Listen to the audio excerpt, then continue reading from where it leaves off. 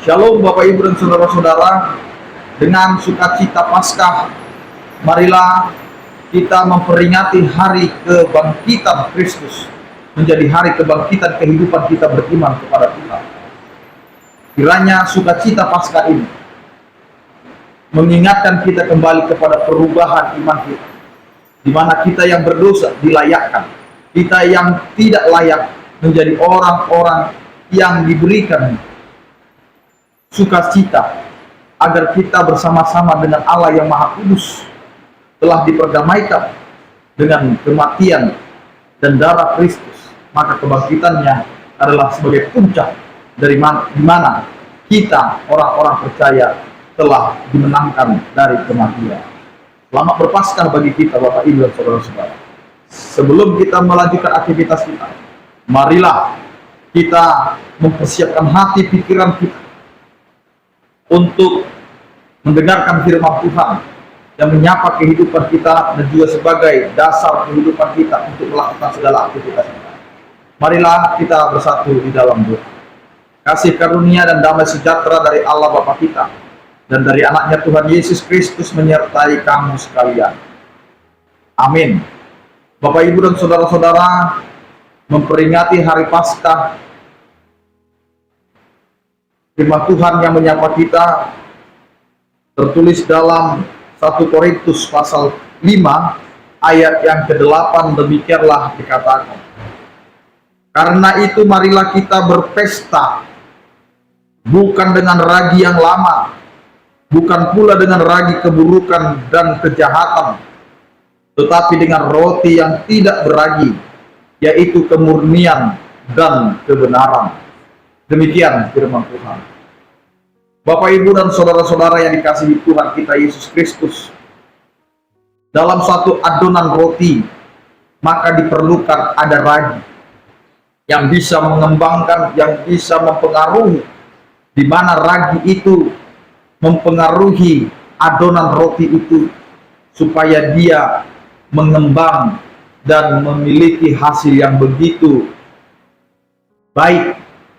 Karena itu Bapak Ibu dan Saudara-saudara, terkadang di tengah kehidupan kita, ragi itu menjadi bagian yang memberikan dampak buruk bagi kehidupan beriman. Kenapa? Karena ragi yang disebut adalah mempengaruhi iman kita. Karena biasanya roti ketika dicampur dengan ragi, maka dia mengembang. Kalau kita melihat roti itu besar tapi isinya kosong, maka kehidupan orang beriman juga terkadang seperti ibaratkan adonan roti yang sudah dicampur dengan ragi.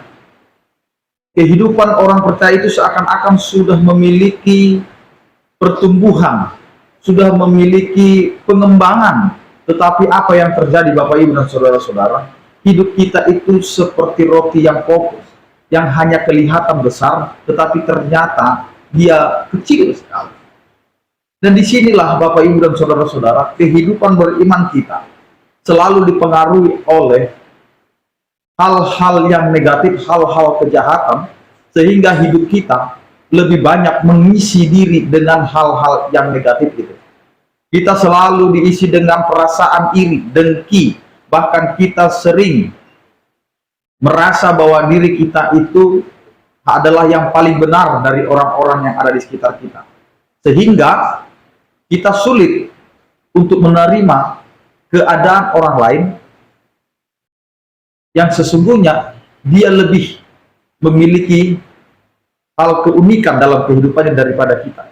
Tetapi karena kita sudah merasa bahwa kita adalah yang paling hebat, yang paling pintar, maka kehidupan kita tidak mau menerima apa yang ditawarkan oleh orang lain dalam kehidupan kita. Maka di sini peristiwa kebangkitan Kristus menyadarkan kita, sehingga kebangkitan itu mau memulihkan kehidupan kita, tidak lagi memakai ragi keburukan, tidak lagi memakai ragi kejahatan. Yang dimaksud di sini adalah pengaruh-pengaruh itu. Tetapi bagaimana kehidupan kita ini menjadi pengaruh yang bisa memurnikan orang lain. Ketika kita berbuat baik, maka hal yang baik kita itu bisa mengajak orang untuk melakukan kebaikan. Bukan sebaliknya.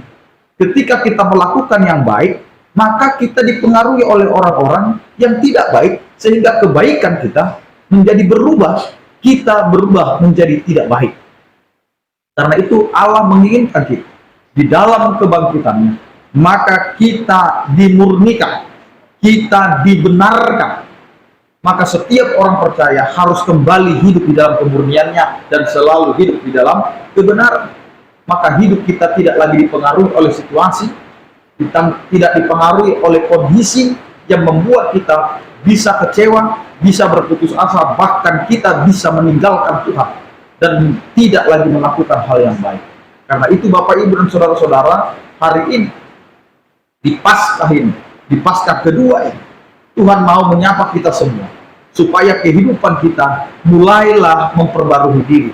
Karena kematian dan kebangkitan itu mencerminkan setiap kehidupan orang percaya untuk mau merubah diri dari yang berdosa harus menjadi orang yang telah dibenarkan, dimurnikan, dan menjaga kekudusan. Amin, kita berdoa. Terima kasih Tuhan, Engkau adalah Allah yang telah memberkati kami dan menebus kami. Engkau rela menanggung beban kami, menanggung dosa kami, menanggung penderitaan kami di kayu salib. Dan Engkau telah memenangkan itu. Kematian telah Kau kalahkan. Maka dengan kebangkitan-Mu, kami pun turut dibangkitkan. Di mana ketika Engkau tersalibkan dan mati di kayu salib, itulah yang memberikan kepada kami pengharapan, di mana segala dosa, pelanggaran, dan juga perhambaan dosa telah Engkau salibkan di kayu salib itu, sehingga kami dimenangkan melalui kebangkitan-Mu. Kami telah bersama-sama dengan Engkau di dalam kematian-Mu, dan kami telah dibangkitkan bersama-sama dengan kebangkitan-Mu. Terima kasih Tuhan. Di dalam kehidupan kami, biarlah kami diberkati, keluarga kami, anak-anak kami, dan juga pekerjaan kami. Kiranya Engkau Tuhan yang memberkati setiap orang percaya yang merindukan buah daripada kandungan atau pernikahan mereka. Biarlah mereka mendapatkannya sesuai dengan janji yang telah Engkau berikan kepada setiap orang percaya. Jangan biarkan mereka jatuh ke dalam keputusasaan, tetapi biarlah mereka hidup di dalam pengharapan.